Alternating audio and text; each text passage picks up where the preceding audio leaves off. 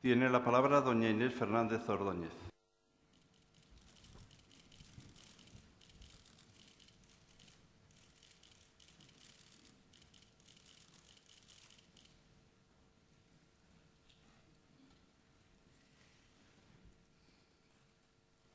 Señor ministro, señor director, señoras y señores académicos, señoras y señores, todo discurso de ingreso simboliza un final y un principio.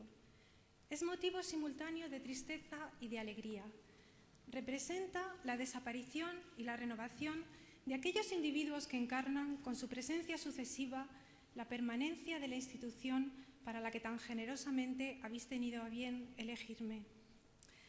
Permanencia no entendida como mera y yerta existencia, sino como vida que se sucede, actividad que se encadena, ideas y funciones que se renuevan. Vuestra elección, que me ha concedido el inmenso honor de ocupar el sillón correspondiente a la letra P, da buena fe de ese permanecer evolucionando, o si se prefiere, de esa evolución permanente a la que están sometidas todas las instituciones humanas y, cómo no, también esta academia. Entre los tópicos que se repiten en los discursos inaugurales para expresar el agradecimiento del elegido figuran las palabras sorpresa, desconcierto, inverosimilitud, engranadas a menudo con azar, ventura, generosidad o benevolencia. Con no poca frecuencia se acompañan estas de los términos emoción y responsabilidad y se enlazan con los nombres galardón o privilegio, normalmente modificados por desproporcionado, imprevisto o jamás imaginado. Palabras todas que, con ser tópicos, no resultan por eso, en cada caso particular, menos ciertas o sentidas.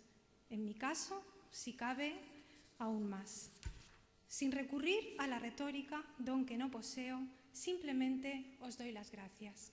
Gratitud sincera que se dirige a los que propusieron mi candidatura, a los que la avalaron con su voto y a todos los que hoy me acogen a su lado.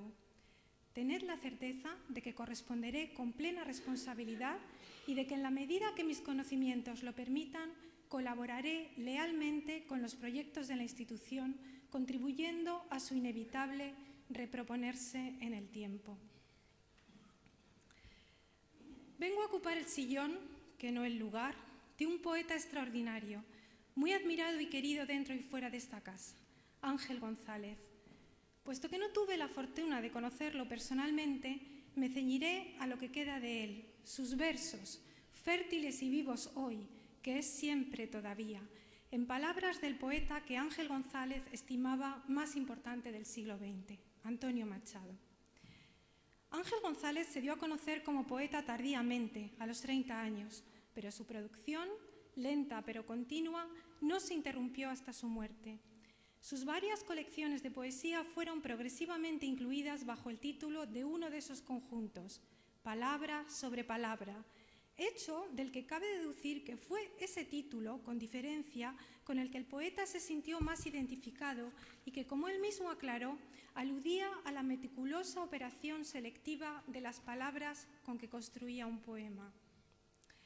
El tiempo, su fugacidad, nuestra caducidad, es el tema prevalente en la producción de Ángel González, el que la traspasa de principio a fin y que se torna casi único hacia el final de su vida.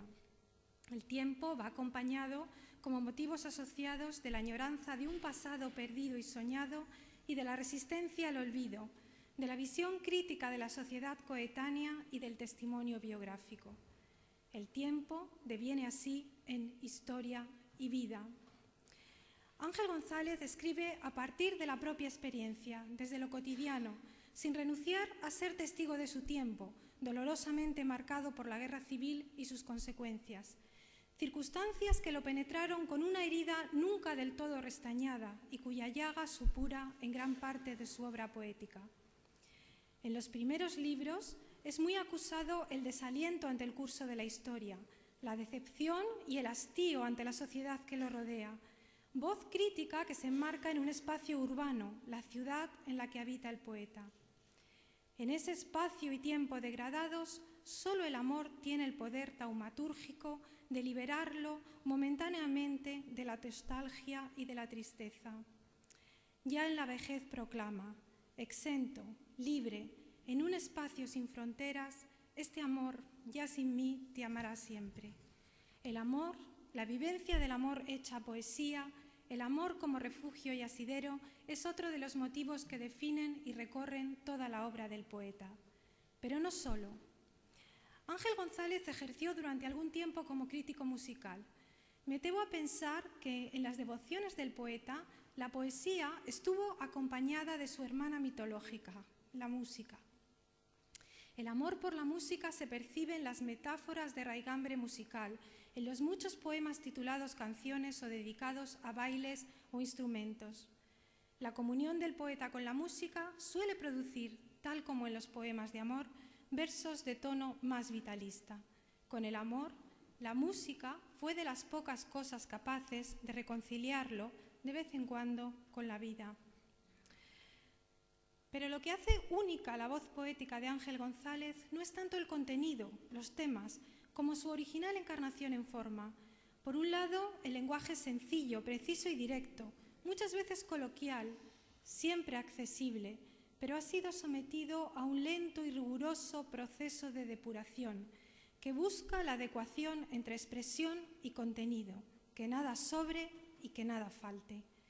Poesía de la prosa de vivir la vida al día. Por otro lado, cada poema revela una estructura meditada que muchas veces se caracteriza por la contraposición, a menudo irónica, de dos puntos de vista. La mezcla de perspectivas y la consecuente ironía son ingredientes esenciales de la poesía de Ángel González, procedimiento que le permite introducir la incertidumbre, la negación en la afirmación, cierta distancia sentimental y el gusto por el humor y los juegos verbales. En efecto, el efecto de revelación y desconcierto que muchos poemas nos causan radica en la extrema originalidad imaginativa de los planteamientos con que se abordan los temas. En los poemas de Ángel González se resucita de la vida. Los muertos son egoístas y no hay manera de matarlos, incluso se comen. Los problemas nos ladran, nos enseñan los dientes y nos muerden los fondillos de los pantalones, y las tardes se meriendan y los minutos se mastican. Pero es importante precisar que el escepticismo del poeta ante las formas simples de interpretar, ante las verdades absolutas, el gusto por la parodia y la paradoja nunca desemboca en actitudes cínicas. Siempre se impone un compromiso moral que emula, en cierta forma, la actitud vital de su admirado Antonio Machado. Muchos son los prodigiosos hallazgos de la palabra poética de Ángel González. Por más que el tiempo presida nuestra trayectoria personal y la penetre de forma ineluctable, efímera materia de tu vida, se lamentaba el poeta, sus versos, ya sin él, nos siguen conmoviendo hoy, que es siempre todavía. Y en el día de hoy, tan señalado para mí, quiero recordar a aquellos que en mi propia experiencia vital son siempre todavía. Mi familia y mis maestros. Aquellos que están y los que se fueron. Aquellos que me enseñaron con su ejemplo sus obras o sus textos y cuyas preocupaciones, intereses o ideas he heredado, he adquirido o he cambiado. Después de todo y de todos, ha arraigado en mí un interés, la historia. La preocupación por intentar comprender el lenguaje y los textos como productos históricamente condicionados y viceversa, la de esclarecer qué puede aportar el estudio de los textos y del lenguaje a la historia, en especial a la historia colectiva de la península ibérica. Ese camino que con determinación colosal abrieron los grandes filólogos del pasado, ese que desbrozó de forma pionera Menéndez Pidal y su escuela, es el que recorro, reparo y mantengo, para que no quede abandonado y pueda seguir siendo transitado. Nuevos puentes, respetuosos con la naturaleza y el entorno, han hecho posible acortar el recorrido y para evitar accidentes indeseables se ha corregido el trazado de algunas curvas y el pavimento ha sido renovado. Quizá incluso haya que sustituir alguno de los tramos viejos por uno enteramente nuevo. ¿Acaso, a veces, sea preciso abrir una nueva e insospechada vía que haga posible una trayectoria más corta o más certera? pero el interés del viaje, su utilidad y belleza prevalece. Un verso del poeta que construyó su obra palabra sobre palabra y emblemáticamente ocupó la letra P de esta institución me sirve para enlazar con mi discurso. Habrá palabras nuevas para la nueva historia.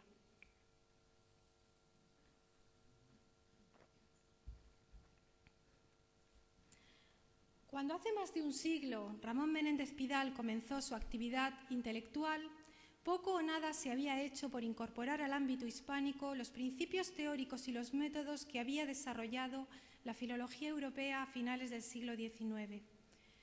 Cuando unos 40 años después, la guerra civil interrumpió los proyectos de investigación de Menéndez Pidal y su escuela, desmantelando el Centro de Estudios Históricos y obligando a sus investigadores a la dispersión o el exilio, la filología hispánica había sido fundada y equiparada en gran medida a las filologías de otras naciones europeas. Como toda labor fundacional, la obra de don Ramón edificó sobre sólidas bases documentales una interpretación de la historia de nuestra lengua que en muchos de sus principios básicos suele tenerse por acertada. Dos ideas fundamentales articulan esa interpretación. Una es el papel preponderante del castellano en la formación del español.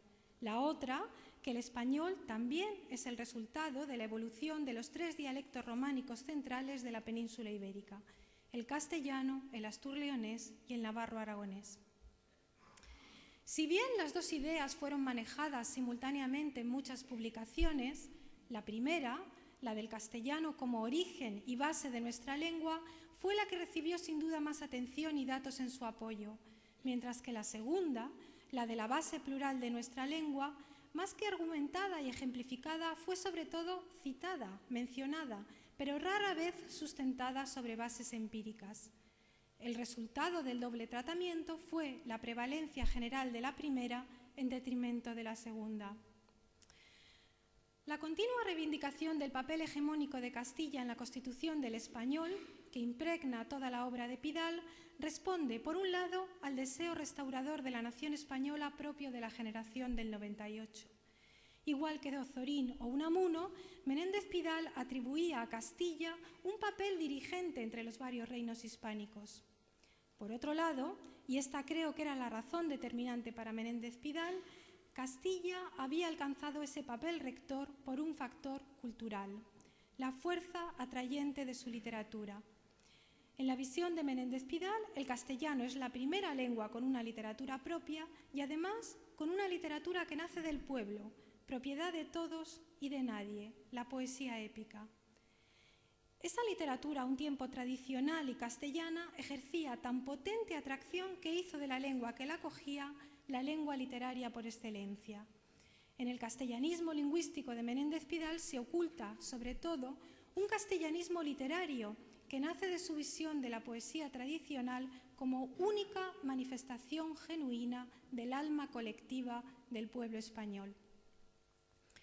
Sobre este doble criterio, político y literario, Menéndez Pidal explicó las fronteras lingüísticas actuales de nuestra lengua a partir de la expansión medieval del Reino de Castilla, luego de Castilla y León, hacia el centro y sur de la península ibérica, como resultado de la conquista de Al-Ándalus, proceso en que la unión con el Reino de León, primero, y con los de Aragón y Navarra, después, habría tenido lugar a costa de las variedades lingüísticas laterales, a las que nunca concedió otro nombre que dialectos. El astur-leonés, hablado en el antiguo Reino de León, y el navarro-aragonés en los de Navarra y Aragón.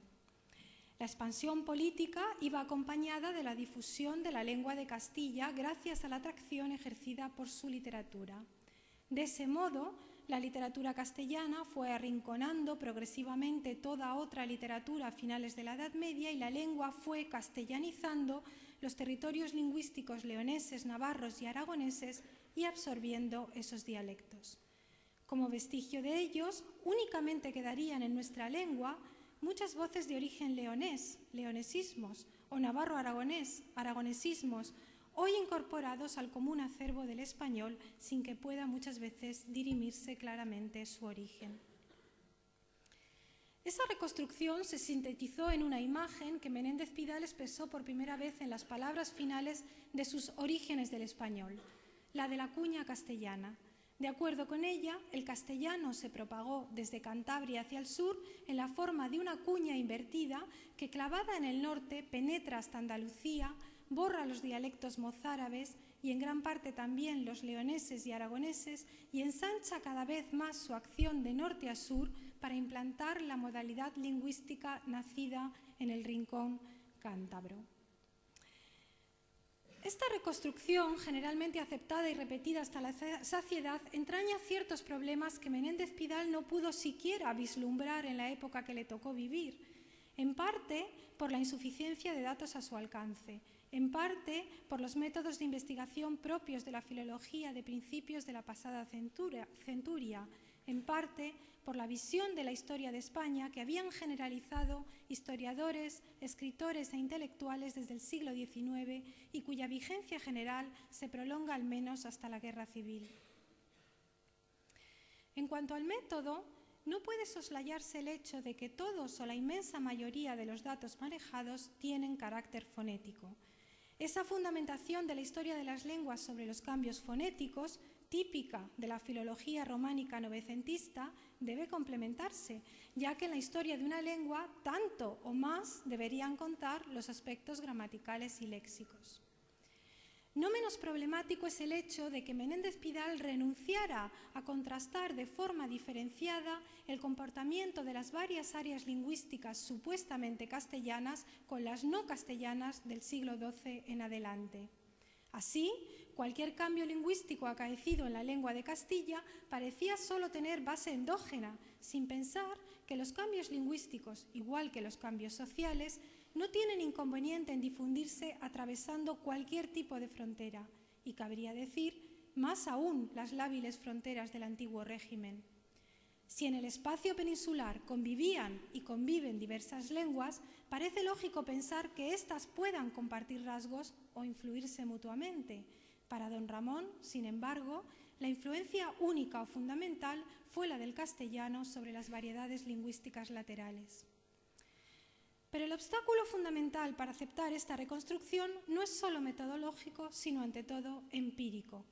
Las áreas lingüísticas de la zona central que hoy conocemos gracias a diversas fuentes y que Menéndez Pidal nunca llegó a conocer, muestran una realidad mucho más compleja y que solo en contadas ocasiones se ajusta a la cuña castellana y a la supuesta castellanización del centro y sur peninsular.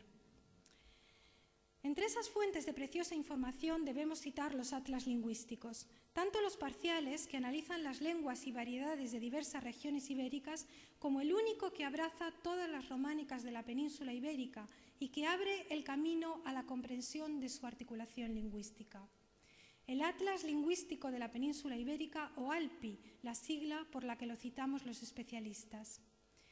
El ALPI fue diseñado precisamente por Menéndez Pidal en los años 20 del pasado siglo en el Centro de Estudios Históricos como correlato ibérico de los grandes atlas francés e italiano. Finalmente dirigió el proyecto su discípulo, el fonetista Tomás Navarro Tomás, y las encuestas de campo se realizaron hasta 1936, cuando la Guerra Civil truncó los grandes proyectos de investigación del centro. Los materiales del ALPI acompañaron a su director, Navarro Tomás, al exilio en Estados Unidos, quien con gran generosidad se avino a devolverlos años después con el compromiso de su publicación. Publicado un único volumen, de los 10 que se planeaban para el Atlas, los materiales se dispersaron y desaparecieron a principios de los años 60. Felizmente reaparecidos desde 2001, retratan el estado lingüístico de la península ibérica en la época previa a los procesos migratorios del campo a la ciudad, a la industrialización del país y a la generalización de la educación básica. Si los datos que contiene el ALPI hubieran llegado a ser conocidos por Menéndez Pidal o por su escuela, hubieran permitido matizar muchas ideas sobre la articulación lingüística peninsular. Por desgracia, las circunstancias históricas no lo hicieron entonces posible. Como el del poeta, el destino de nuestra filología también quedó profundamente herido por la historia.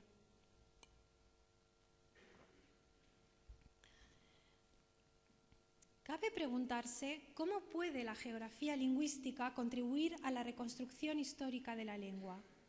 La historia lingüística de un territorio está escrita en sus áreas dialectales, al igual que puentes, calzadas, monasterios y ciudades y cualquier otro signo de ocupación humana del territorio dejan una huella históricamente interpretable.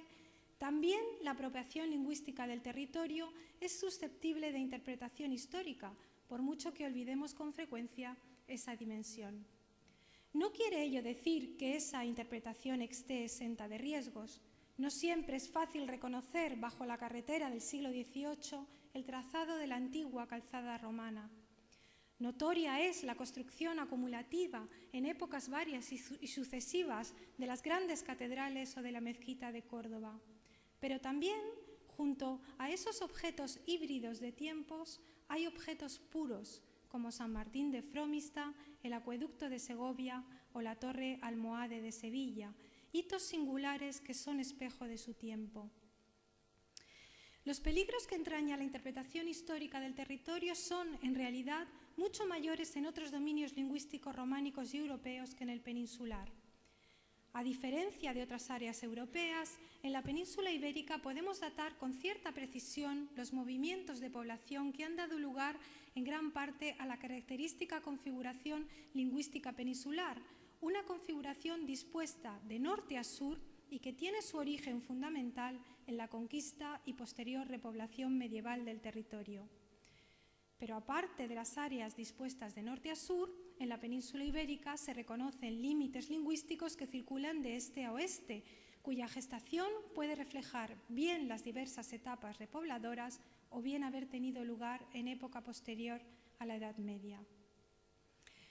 Varios son, pues, los patrones geolingüísticos que articulan el territorio central peninsular y que muestran la complejidad de su formación histórica.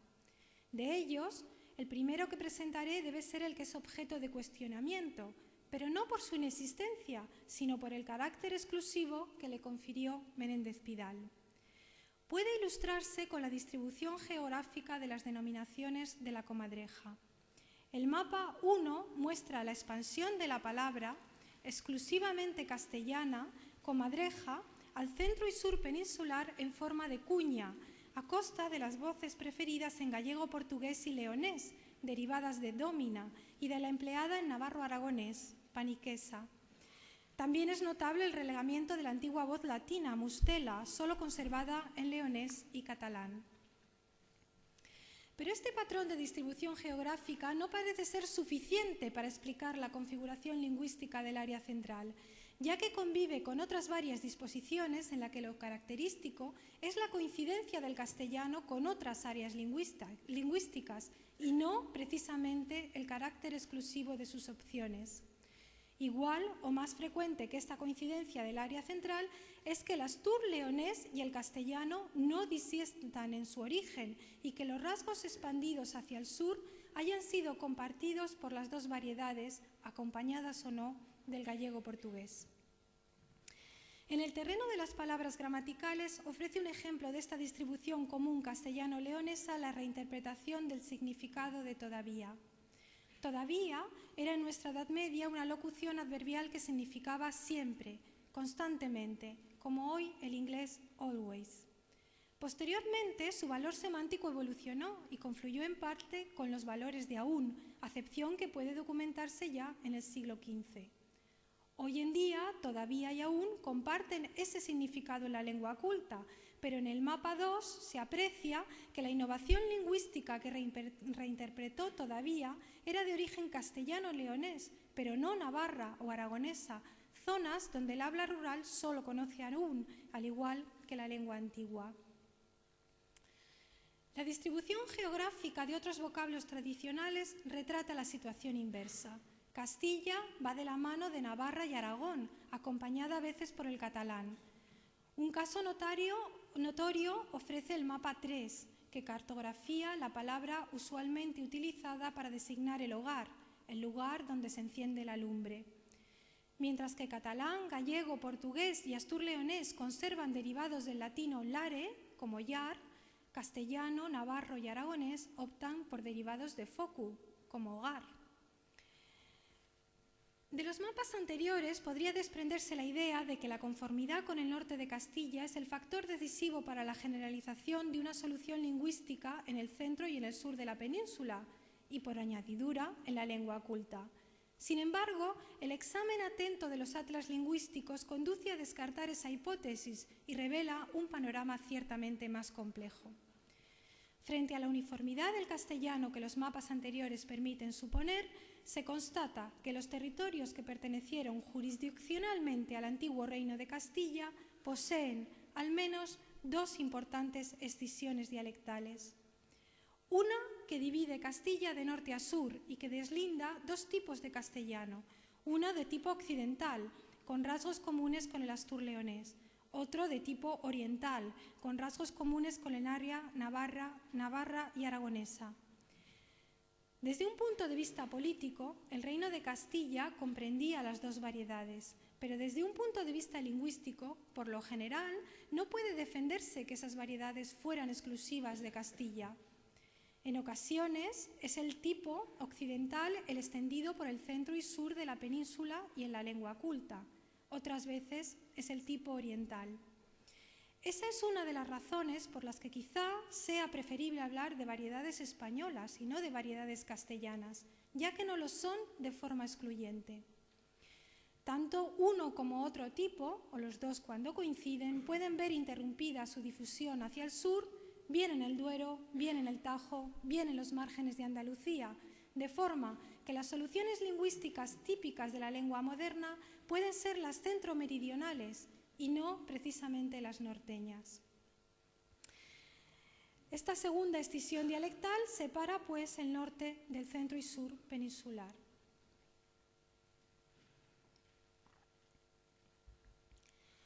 Dediquemos nuestra atención a la primera, la que divide el castellano en dos variedades occidental y oriental dispuestas de norte a sur. Ya hace 35 años llamó la atención sobre ella Diego Catalán, a raíz de la publicación del único volumen del Alpi. Varios mapas léxicos nos permiten asomarnos a esta grieta en el interior de Castilla. Por ejemplo, el mapa 4, que ilustra las denominaciones del grano de la uva. La palabra uva, para referirse al grano o fruto, es exclusiva de León y Castilla Occidental. La Castilla Oriental prefiere, en cambio, la palabra grano, en acuerdo con Navarra, Aragón y el catalán gra. Sin salir de los árboles frutales, pero adentrándonos en el campo de la morfología, encontramos una distribución semejante en el mapa 5. Nogal es la solución occidental preferida por la lengua culta, astur-leonés y castellano occidental, mientras que la propia del oriente peninsular, incluido el oriente castellano, es noguer o noguera, como el gallego y portugués nogueira. En el caso de uva o nogal, la lengua culta ha preferido la solución occidental, pero no siempre sucede así. Según muestra el mapa 6, el cubo de la rueda, esto es la pieza en que se encajan los radios de las ruedas de los carruajes, recibe esa denominación en el oriente peninsular, mientras que el castellano occidental prefiere maza. No solo en el léxico, también en el dominio de la fonética se detecta esta antigua división dialectal luego propagada hacia el sur. También hace ya 35 años que los estudios de geografía fonética de Navarro Tomás sobre el Alpi mostraron el contraste existente, por ejemplo, entre la articulación de la S y Z finales en esas dos áreas. Esas observaciones pueden complementarse. Me limitaré a un ejemplo del reino animal, el tejón, ese mamífero carnicero que habita en madrigueras profundas y se alimenta de animales pequeños y de frutos, según nuestro diccionario. Las variedades lingüísticas peninsulares presentan una gran dispersión de soluciones fonéticas y morfológicas a partir del étimo latino taxu. Como ilustra el mapa 7, las fonéticas pueden dividirse entre las que inflexionan la vocal en T, como tejón, y aquellas que mantienen el vocalismo latino ta, como tasugo. La inflexión en T fue propia del oeste peninsular, incluyendo el castellano occidental. Lo interesante es que castellano oriental, navarro y aragonés concuerdan en carecer de ella y repiten en lo fonético lo que he expuesto antes en el terreno del léxico. Estos y otros hechos revelan que muchos de los rasgos fonéticos atribuidos en exclusividad al castellano fueron también compartidos por los territorios vecinos del Reino de León o de Navarra, al menos, y mucho antes de su unión política con Castilla. O viceversa, que los rasgos supuestamente no castellanos se dieron o se dan también en Castilla. Cuando el castellano coincide con el astur-leonés o el navarro-aragonés al norte, no cabe hablar, por lo general, de leonesismos o aragonesismos adoptados en castellano o de castellanización en leonés o aragonés, sino simplemente de origen coincidente. Los límites entre las dos variedades del castellano no son bruscos, sino transicionales, del mismo modo que no es posible determinar, si no es arbitrariamente, fronteras lingüísticas abruptas entre gallego, asturiano, castellano, navarro, aragonés y catalán. A la variedad occidental del castellano pertenecen habitualmente Palencia, Valladolid y Ávila, y sus rasgos se prolongan con frecuencia por Extremadura y Andalucía occidental. En la variedad oriental suelen integrarse las tierras alavesas, riojanas, Soria, Guadalajara, Cuenca y Albacete, a las que se suman, a veces, Murcia y Andalucía oriental. Las provincias situadas en el eje central, desde Cantabria hasta Ciudad Real, basculan entre las dos variedades, al igual que Córdoba y Málaga oscilan entre la Andalucía occidental y la oriental según el aspecto lingüístico que consideremos. Las raíces históricas de las que germinaron estas áreas se hunden en la Edad Media. En el mundo medieval las fronteras políticas eran lábiles y poco estables. El feudalismo requería un gobierno delegado en señoríos, y los señoríos, sobre todo los situados en zona fronteriza, cambiaban frecuentemente de dependencia política. Pensemos cómo fluctuaron Álava y La Rioja entre Navarra y Castilla durante 2 siglos. Recordemos la Tierra de Campos, zona oscilante entre la dependencia leonesa y castellana por centurias. O tengamos presentes los señoríos de Molina, Albarracín o Villena, durante siglos a medio camino entre Navarra, Aragón y Castilla.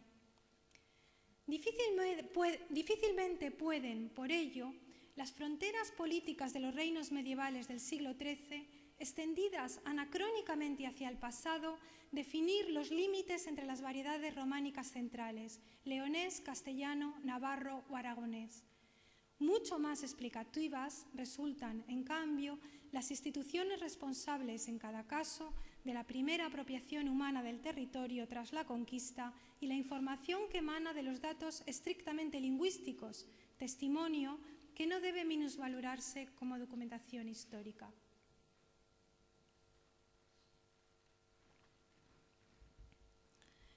A esta notoria división dialectal de la península en franjas tendidas de norte a sur debe sumarse otra, de estirpe más reciente, que transcurre de este a oeste.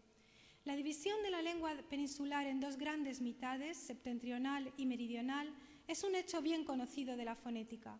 Mientras que el centro y el sur peninsular relajan, aspiran y pierden las consonantes en coda silábica, el norte mantiene las consonantes inalteradas. Pero la solución de continuidad entre el norte y el sur se extiende también al léxico y a la gramática.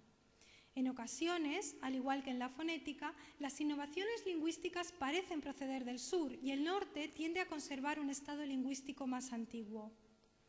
Otro integrante del reino animal, de nuevo un mamífero carnicero, como la comadreja o el tejón, dibuja un ejemplo claro de este patrón geolingüístico. Se trata de la zorra, voz hoy habitual en nuestra lengua frente a la antigua forma raposa. El mapa 8 muestra cómo, aparte del portugués y el catalán occidental, conserva la medieval raposa, rabosa, todo el norte, desde León a Aragón, con la Castilla situada al norte del Duero. El centro y el sur, en cambio, prefieren la voz moderna zorra. No es casual que con frecuencia las voces arraigadas al sur se documenten en época más moderna que las norteñas, y ello pone de relieve la posibilidad, pocas veces considerada, de que algunos cambios hoy generales en la historia de nuestra lengua hayan tenido un origen centromeridional.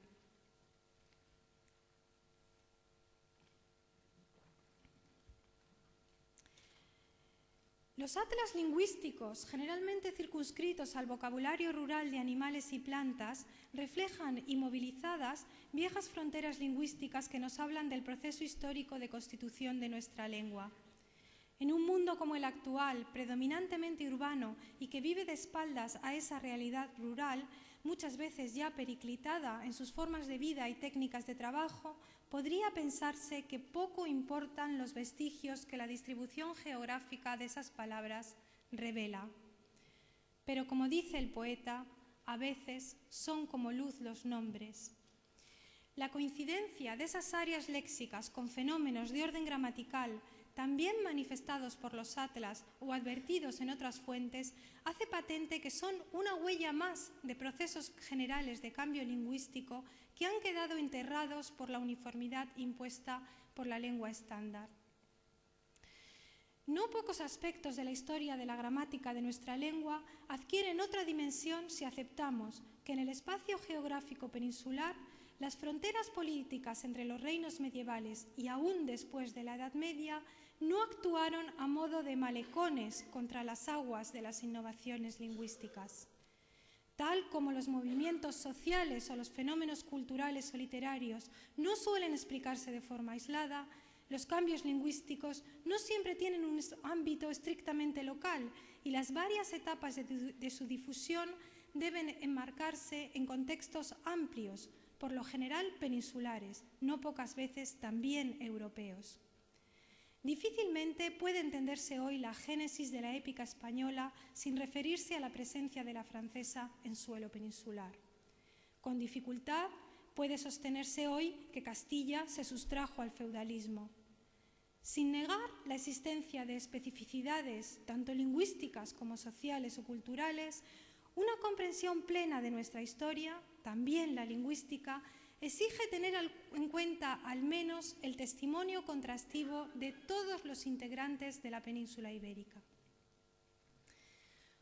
Una de las peculiaridades peninsulares, común a todas las lenguas, en comparación con otros espacios románicos de tamaño geográfico equivalente, es sin duda la relativa homogeneidad lingüística del centro y sur peninsular. Al norte se suelen documentar proporcionalmente más variantes lingüísticas que en los territorios centromeridionales. La diferencia se ha explicado con razón recurriendo a dos principios firmemente comprobados en los procesos de cambio lingüístico. Por un lado, el tiempo de evolución de la lengua en cada área respectiva. Las probabilidades de creación y de difusión de innovaciones lingüísticas aumentan según transcurre el tiempo. El latín evolucionó in situ en el norte peninsular desde la antigüedad, mientras que el centro y el sur recibieron variedades ya romances entre los siglos X y XVI. Por otro lado, en el centro y el sur parece haber tenido lugar la nivelación lingüística típica de la lengua exportada a nuevas colonias o asentamientos. Tradicionalmente se ha atribuido la homogeneidad mayor en las tierras ocupadas a Al-Ándalus a la exportación y generalización del castellano. Hoy, sin embargo, abundan los motivos para pensar que la uniformidad centromeridional, cuando existe, radica más bien en la nivelación lingüística de diferentes variedades norteñas, bien a favor de una variante simplificada, bien a favor de una variante común a todos los dialectos que entraron en competencia, bien a favor de la usada preferentemente en uno de ellos, pero no necesariamente en castellano. No pocos son los casos en que difícilmente puede sostenerse que nuestra lengua moderna haya aceptado soluciones procedentes de la Castilla septentrional. El uso del artículo seguido de posesivo, como en el sintagma el mi padre, era una posibilidad sintáctica del español medieval que se perdió en el tránsito a la edad moderna, al menos de la lengua escrita. Tal como revela el mapa 9, esa pérdida, sin embargo, no parece tener su fuente en la lengua de Castilla ni en la de Aragón, donde el uso permanecía en el habla rural hace un siglo y aún hoy en día, tal como en gallego, portugués, astur-leonés y catalán. Al norte, solo las tierras que pertenecían en el siglo XI al reino de Navarra, Álava, La Rioja, desconocen modernamente el artículo seguido de posesivo. El mapa sugiere que la innovación se extendió por la Castilla Oriental y el Bajo Aragón hasta imponerse en el centro y sur peninsular. Y muy semejante es el mapa 10, que representa la difusión progresiva de la pérdida de la concordancia en los tiempos compuestos. Esto es, la utilización de un participio invariable que no concuerda con su objeto directo. En la lengua medieval era posible decir estas cosas las he contadas, tal como todavía en catalán, italiano o francés. El análisis pormenorizado de documentos medievales entre los siglos XII y XV ha podido demostrar que Navarra es el territorio en que antes y con más intensidad se documenta el participio invariable, desde donde se difunde a la Castilla Oriental y al centro peninsular. No hay duda, pues, de la estirpe navarra de uno de los rasgos que distingue nuestra lengua nítidamente entre las lenguas románicas occidentales. Pero también hay cambios hoy generales en español cuyo foco debemos situar aún más al oriente, en la antigua corona de Aragón. Notable es el caso de nuestros pronombres de primera y segunda persona del plural, nosotros y vosotros. La práctica de reforzar los antiguos pronombres nos y vos para plurales enfáticos o contrastivos con derivados del latín alteros no es un fenómeno único de nuestra lengua. Muchas lenguas románicas occidentales aún lo practican. Sin embargo, solo ciertas variedades han lexicalizado el refuerzo hasta el punto de dar origen a nuevos pronombres que han desplazado a los antiguos, el occitano, el catalán y el español.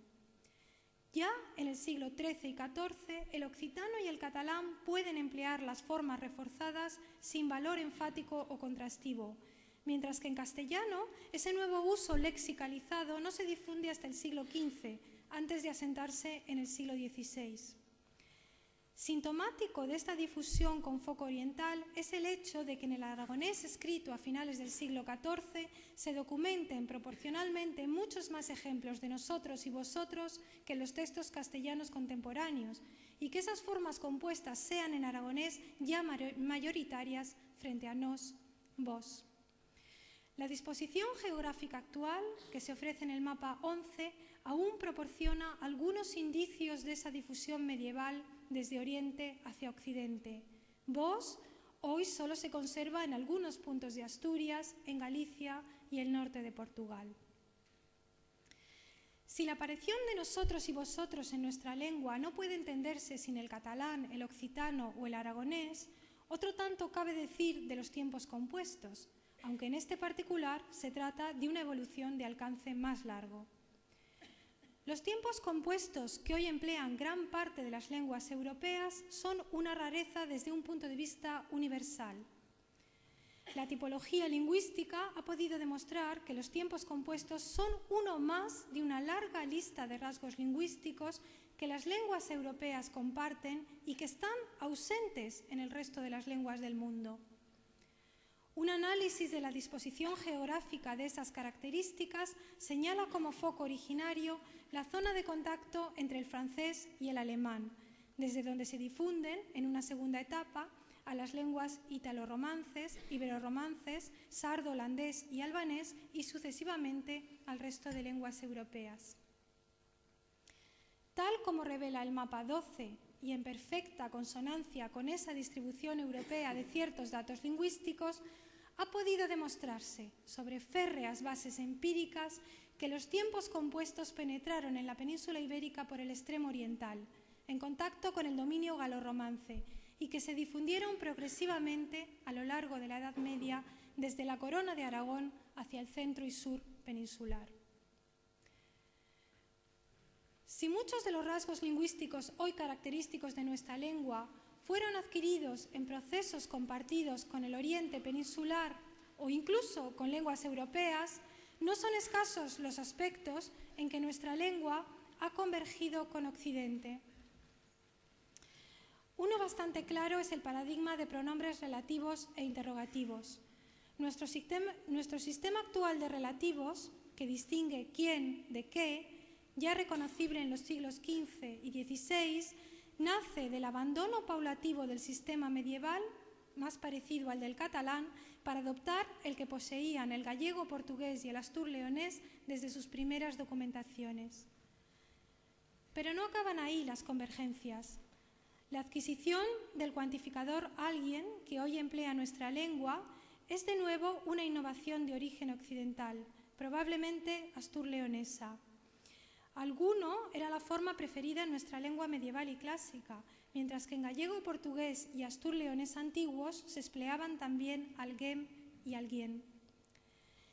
Las primeras documentaciones de alguien se encuentran en textos leoneses del siglo XIII, área desde la que se extiende al castellano occidental en los siglos XIV y XV y al centro y sur peninsular en el siglo XVI y posteriores.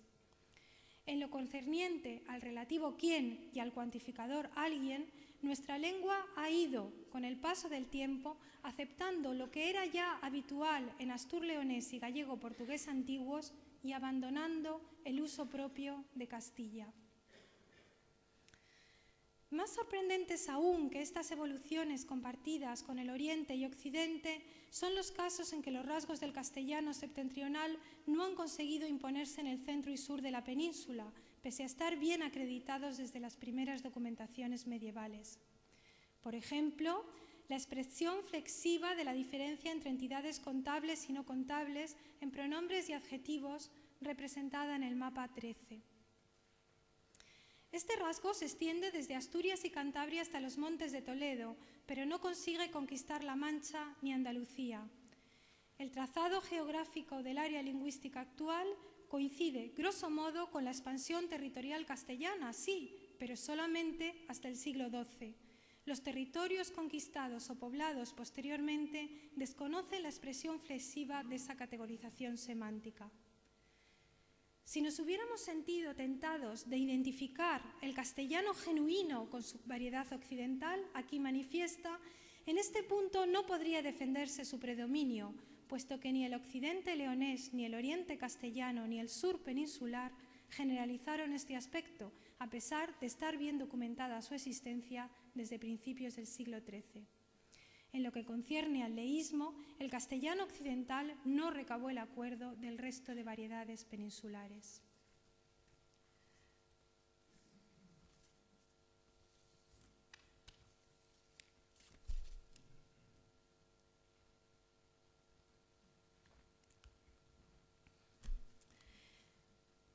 Nada más ilustrativo de la potencia del pensamiento de Menéndez Pidal, del sólido rigor de sus cimientos, que todavía hoy, casi un siglo después de su primera formulación, siga teniendo vigencia. Pero el progresivo conocimiento de la geografía lingüística peninsular en su disposición actual y en su evolución histórica impide que nos obstinemos en la rígida firmeza del error, como dijo el poeta. Pasó ya el tiempo en que creer con fuerza tal lo que no vimos nos invita a negar lo que miramos.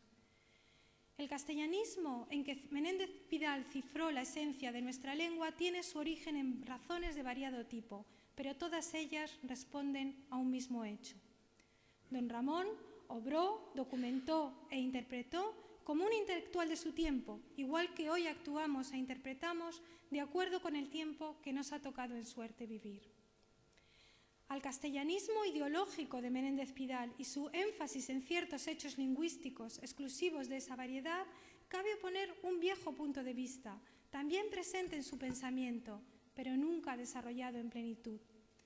Se trata de aquel que, sin dejar de reconocer la impronta castellana en la formación de nuestra lengua, destaca también como igual o más notoria la coincidencia originaria y ulterior del castellano con las variedades lingüísticas habladas al occidente y al oriente, el astur-leonés y el navarro-aragonés, al menos.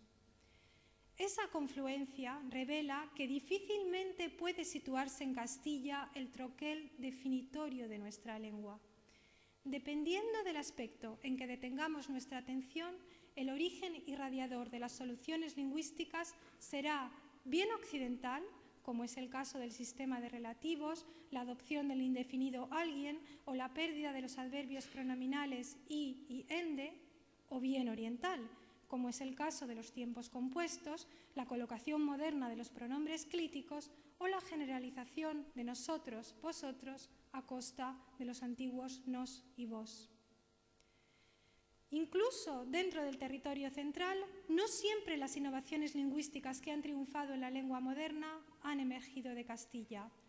De origen navarro es la pérdida de la concordancia en el participio de los tiempos compuestos, que tanto distingue a nuestra lengua de otras románicas vecinas. En cambio, la distinción septentrional entre las entidades contables y no contables que subyace tras el leísmo castellano y cuyo foco originario podemos situar en Cantabria y la primitiva Castilla, no avanza mucho más allá de los montes de Toledo y no ha conseguido generalizarse en la lengua moderna pese a su antigüedad. Tampoco el artículo seguido de posesivo se ha impuesto en el centro y sur peninsular, a pesar de su profuso empleo en la lengua antigua y su conservación actual en el norte y occidente de Castilla. Un relato cabal de la evolución de nuestra lengua debe abordarse al menos en un contexto peninsular, si no es románico o incluso europeo. Solo así podrá valorarse con justicia qué es exclusivo y qué no lo es. Trasladar a la historia de la lengua la uniformidad propia de la lengua escrita en el siglo XX y extenderla anacrónicamente hacia el pasado no contribuye a la plena comprensión de los hechos históricos. La reconstrucción histórica que identifica el punto de partida en el castellano del norte en el siglo XI con el de llegada en nuestra lengua actual vuela sobre siglos de historia lingüística no contrastada. La denominación que se generalizó para nuestra lengua desde el siglo XIII, cuando Alfonso X proclamó escribir en lenguaje de Castilla o romance castellano, no nos debe llevar a engaño. Desde un punto de vista político, bien podemos llamar castellano a todas las variedades incluidas bajo esa jurisdicción. Desde el punto de vista lingüístico, ciertamente no, pues variedades muy similares a algunas de las utilizadas en Castilla se hablaban entonces en territorios jurisdiccionalmente leoneses, navarros o aragoneses. Y ya el castellano escrito en la corte de Alfonso X exhibe plenamente la gran escisión dialectal de la que he hablado, con textos y documentos de carácter occidental y otros de sesgo oriental. Muchas de las innovaciones lingüísticas que transformaron el español antiguo en el moderno no vieron la luz en Castilla. En el espacio de convivencia peninsular, las soluciones son, con más frecuencia que menos, compartidas, por lo que hay que manejar con cuidado el término castellanización. Dependiendo del ejemplo que elijamos, la evolución bien podría tildarse de portuguesización, leonesización, navarrización, aragonesización o catalanización. Si bien no cabe dudar de que la conquista de Al-Ándalus y la consiguiente repoblación condicionan la disposición geográfica de no pocos aspectos lingüísticos, no es menos cierto que ninguno de los reinos medievales dispuso de una variedad lingüística homogénea y que todos los territorios de fronteras móviles y permeables compartieron rasgos lingüísticos. Castilla no fue una excepción. La extensión hacia el sur produjo la mezcla de repobladores de esos variados orígenes y favoreció la adopción en el centro y el sur de soluciones lingüísticas tan variadas como su población. No puede pensarse que esa permeabilidad de las lenguas haya finalizado en época posterior a la Edad Media. Evoluciones que podemos datar de los siglos XVI, XVII y XVIII, como el reemplazo de vosotros por ustedes o el ensordecimiento de las antiguas sibilantes sonoras, requieren, para su explicación, de un marco peninsular. La historia de las lenguas no depende de una proyección simple de las fronteras políticas, ni medievales ni posteriores, ni puede acotarse sobre ellas. Las estructuras lingüísticas se difunden y circulan igual que lo hacen las palabras, los conceptos o los hombres, bien a través del contacto amigable, bien a través de un contacto menos afable, la colonización. Y ambos tipos no son excluyentes entre sí. Para entender el fruto final de un viaje, no basta con identificar el supuesto punto de origen, sino recorrer todo el camino. Y en ese itinerario, lo más probable es que hayan importado tanto aquellos aspectos que fueron heredados de nuestros genes como aquellos que fueron adquiridos por contacto voluntario, impuesto o azaroso a lo largo de toda la vida. Recurriré a palabras del poeta. Para que nuestra lengua se llame tal, fue necesario un ancho espacio y un largo tiempo, fértiles contactos, hablantes y más hablantes, fundiéndose incesantes en hablantes nuevos. Solsticios y equinoccios alumbraron con su cambiante luz, su vario cielo, el viaje milenario de nuestra lengua, cuyo fruto presente, último y momentáneo eslabón de una cadena, no puede definirse por la sola germinación de la semilla que se pretendió primera. Muchas gracias por su atención y su presencia.